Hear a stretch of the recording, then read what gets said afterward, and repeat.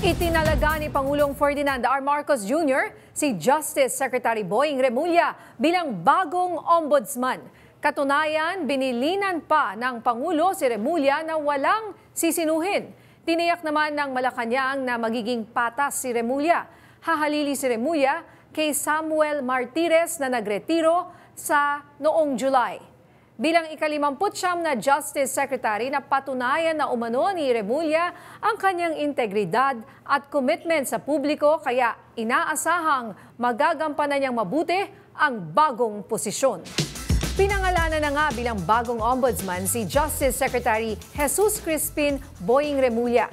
Pero bago niya makuha ang pwesto, marami ang nagsubok na harangin ang kanyang appointment. Bakit nga ba napakainit ng nasabing posisyon at ano ang implikasyon nito sa kinabukasan ng ahensya? Para pag-usapan yan at ang issue sa liderato sa Senado at sa Kamara, makakausap natin ang political analyst at UP professor ng Department of Political Science, Sir Professor Ranjit Rai. Magandang gabi po, Professor Rai. Magandang gabi sa inyo lahat, sa lahat po nakikinig at nanonood po sa atin. Prof, ano po ang inyong reaksyon sa pagkakatalaga kay DOJ Secretary Boying Remulla bilang bagong ombudsman? Well, we are happy na si Secretary Remulla ang napili. Alam niyo ho, may proseso talaga yung pagpili ng ombudsman. Yan yung Judicial and Bar Council ho, magbibigay ng rekomendasyon at mamimili dun sa napili. Shortlist, ika nga, hindi nga shortlist, 7 ang names, no? Shortlist, yung presidente natin. Nakapag desisyon ng presidente natin, pinagkakatiwalaan si Secretary Remulla, matapang, matatag, at maaasahan naman. Kasi nakita naman natin yung kanyang ginawa nung nasa DOJ yan. And malaki ang role talaga ng ombudsman, no? How should I say, a very activist, a very progressive ombudsman, Office of the Ombudsman. Mm-hmm. Kasi ang sigaw ng taong bayan ay let's end corruption. Mm-hmm. Labanan nasa ng hustisya, nasa ng katarungan, nasa ng pananagutan. That will all really end in the Office of the Ombudsman. So dapat talagang matatag, matapang at maasahan yung ombudsman natin. And we're hoping that will be Secretary Remulla during his term as ombudsman. Kasi lahat ng kaso ho, whether galing sa ICI yan o di kaya dun sa mga investigasyon sa Kongreso, lahat yan babagsak, no? Sa opisina ng ombudsman. And ang key problem sa atin bayan is really yung prosecution rate, no? Yung conviction rate, I should say. Many of ang estimate na ibang experts, it takes 7 years to prosecute a corruption case. And then ang conviction rate is around 40%? A little less than that. Ibig sabihin, hindi ko pwedeng sabihin sa mga estudyante ko na crime does not pay in the country. Kasi may 60% chance ka mananalo, tapos halos 7 years bago matapos ang kaso. Hindi ho talaga po pwede yan. Kaya nga maganda ho yung hangarin I saw his press conference na gusto niyang i-accelerate yung mga kaso, gusto niya magandang close yung coordination ng atin ombudsman at saka mga korte, yung ating judicial institutions. Yun ho problema sa atin ho kasi pagkatapos ng scandal, pagkatapos ng investigasyon, wala hong nakukulong. Oo nga po. And Professor, ganito, no, alam naman natin na bago napunta nga yung pwesto dito kay Secretary Remulla, di ba? Nandiyan yung si Senator Amy Marcos na parang nag-ano pa ng kaso, pati na rin. I think yung mga Duterte, I think si Paulo Duterte pa, si Congressman Duterte yata ay nagsampa din ng kaso. Bakit ho ba, gaano ka-critical ba yung position na to ng ombudsman? Ba't tila medyo pinahirapan itong si Remulla po? Well, alam mo kasi politika yan no? May halong politika talaga yan. Siyempre, alam naman natin may mga kaso ang ating may mga allegations against our Vice President sa paggamit niya ng confidential funds. At hindi nga nag-prosper yung impeachment. Ang tingin ng Duterte Group, ang next laban dyan sa ombudsman kasi may mga kaso nakafile na, may mga kasong didinigin. Siyempre, ang ombudsman, meron siyang power na mag-investigate on its own. So nakikita nilang bagong track to towards investigating the Vice President. So Yan ang tingin nila. And of course, that's a very strong possibility. Baka yun nga, ganun nga ang rason kung bakit there were so many attempts to prevent Secretary Remulla from being considered as the new ombudsman. So it's politika. Politika ho yan. Pero at least ayan na, meron na tayong ombudsman, ang tagal na wala. Parang kasi ang feeling natin, walang ombudsman, walang nag-investigate, ang bagal-bagal. Pero finally, meron na. What do you think should the ombudsman do pagdating dito sa mga flood control projects na to at sa mga personalities na involved, whether congressman ba yan or senator or mga official ng pamahalaan? Siguro sundan yung sinabi ng presidente, at sundan yung mandato ng opisina niya, na dapat walang may term na ginamit si presidente, walang sisinuhin. Walang sisiluhin. Sisinuhin, walang sino-sino. Hindi Walang sisilong, sino-sino, isisilong Sinuhin, sa... I don't even know the term, but definitely walang sacred cows, walang poprotektahan. Dapat apolitical, neutral, and of course, base sa batas, yung ombudsman natin, hindi pwedeng i-weaponize yan. Kasi nga, na-weaponize po siya. Yung last ombudsman, yan ang naging criticism sa kanya, na nagamit yung opisina niya to protect another group, in our political spectrum, or another political family. So sana hindi ganoon ang mangyari kay Secretary Remulla. Ang hangarin ng taong bayan gawin niya gampanan niya yung kanyang trabaho, ipakulong niya yung dapat ipakulong, imbestigahan dapat imbestigahan, at gumawa ng paraan, na makamit talaga ang pananagutan at hustisya para magkaroon ng tiwala ulit ng taong bayan sa gobyerno.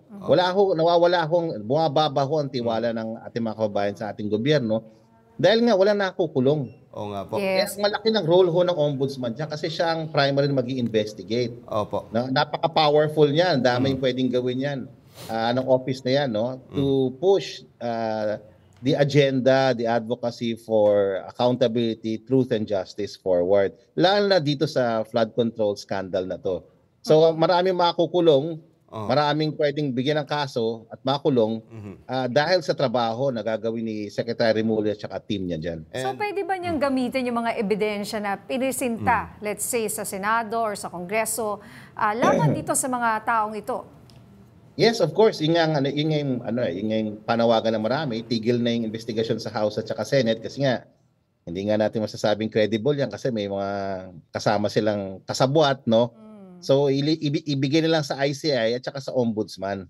So ang ICI will do its own investigation. Ang ICI naman hindi naman ganun ka-powerful yan, but it can do a good job and whatever it recommends, it will recommend to the Ombudsman and the Ombudsman will further that investigation and if there's probable cause, will file cases ho. Yun ho ang importante ho, mag-file ng case yung Ombudsman.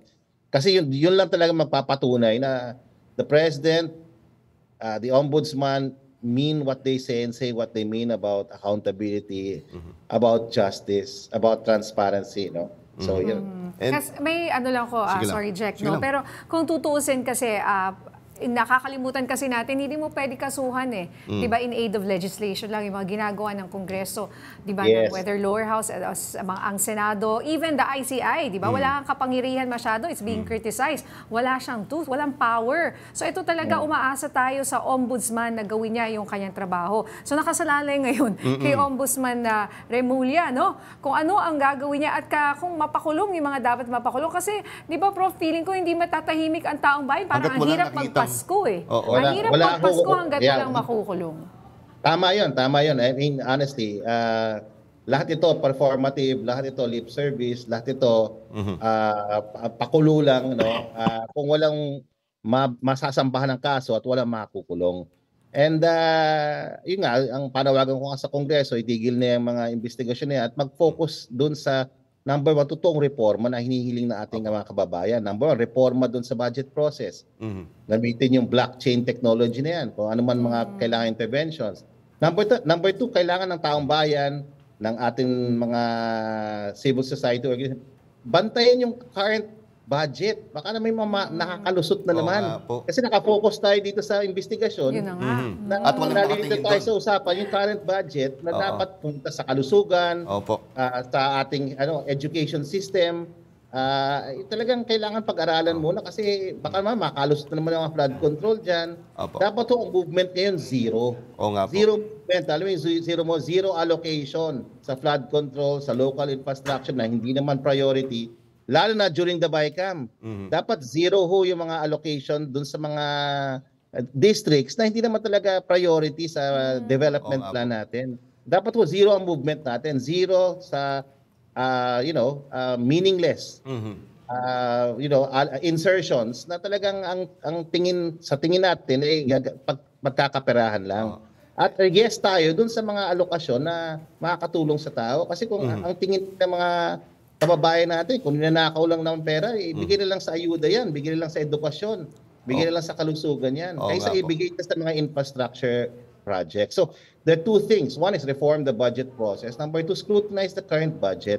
Yan ang dapat ngayon focus ng Congress. And dapat transparent yung process na yan. So, yun ang panawagan natin sa Congress. Sana naman mahiya sila. Huwag na sila maglagay ng infrastructure projects masyado. Maglagay na lang ng isang flexible fund sa DPWH. Tapos, walang congressman na magbibigay ng infrastructure. Walang senador na magbibigay ng infrastructure project or amendments na gano'n. Prof, ganito rin, isa din sa naging puna doon sa dating ombudsman na si Martires, yung binago niya yung pagre-request ng SALN, di ba? Parang sinabi, kailangan magpaalam muna doon sa tao bago siya pumayag, ipakita yung SALN niya. Tingin niyo dapat bang baguhin ni bagong ombudsman, Remulla, itong guideline na ito? Tsaka yung lifestyle checks. Kailangan din yun magawa. Ako, mas sa akin yung lifestyle checks. Kasi yung kasi sa SALN, pwedeng lokohin yan eh. Nonetheless, kailangan accessible yan. Dito sa UP, accessible naman yan. Pero syempre, meron tayong mga, ano ba tawag doon, mga batas na currently, no? Yung data privacy law. Kailangan syempre, balansehin natin lahat yan. At dapat hindi ma-weaponize yan, di ba? Pwede kasing maging sanhi, no, ng weaponization niya. Pwede tama yung sinabi ni Secretary Remulla sa kanyang press con, di ba? Paano kunyari, may konting kayamanan yung tao, nilabas yung SALN, baka makidnapin siya. Alam mo yun? So, ang daming balancing act na kailangan. Pero ang lifestyle check ang dapat focus dyan. Di ba? Siyempre, iba yung susunulot mo sa SALN, iba naman yung pinapakita mo sa lifestyle mo. Oo nga naman. Pero sana panawagan natin sa Congress, wala na yung mga nililito yung diskusyon sa usapan ng snap election. Sana totoong reforma hinihingi ng tao. For example, marami sa ating kababayan hindi pa nakakatikim ng minimum wage hike, no? Wala since the 1990s, wala pa tayong change na sa minimum wage law natin. So yan number one. Gusto mo magbalik ng tiwala? Let's focus on the real reform. Number two, yung sa party list system. Number three, yung sa anti-political dynasty system. Number four, yung sa electoral and party system natin. Kung gusto talaga ng pagbabago, doon tayo magsimula doon sa mga institusyon. Tuloy natin yung hustisya, tuloy natin yung investigasyon, pero sana ibigay na natin sa ICI yan, tsaka sa Ombudsman. Bigyan na ng pansin ngayon, the next few months, yung usapin ng budget. Baka naman makalusot na naman yung mga hindi tamang alokasyon, no? Yung mga pagbago sa atin, NEP, na hindi naman talaga kailangan. Yung money na masisave, if we're vigilant and we look at the budget and we take it seriously, yung galit ng tao, our congressmen and senators, sana mapunta sa kalusugan, sa health, mapunta sa education. Tama si Presidente, let's focus on, di ba sa news item yun, let's focus on investing in the future, let's focus on education. And daming pangangailangan for both kalusugan at education. Sana hindi na mapunta dyan sa mga Tama po. Pagtayo ng waiting shed, basketball court. Tapos may pangalan, congressman ganyan. Dapat wag yun na iboto pag naglagay ng mga ganyan. Yun nga eh. Pero matuto na po tayo eh. Pinapasok. We need more classrooms, by the way. We need more classrooms. Tama po, dapat doon 2,000 or 3,000 more classrooms. Let's put money into that. Okay. Kaysa ngayon, nag-aaway-away tayo, wala naman talagang patutunguhan. May political vendetta on both sides. Itigil na muna yan, bigay sa ICI. Focus muna sa mga problema. Yung ICI naman, dapat i-open ng konti yung kailang investigation. Para tapos focus on the real reform, yung hinihingi ng taong bayan. Oo nga po. Okay, maraming salamat, Professor Ranjit Ray, sa oras na binigay mo dito sa Arangkada Balita. Maraming salamat, sir. At magandang gabi. Salamat po. Salamat po.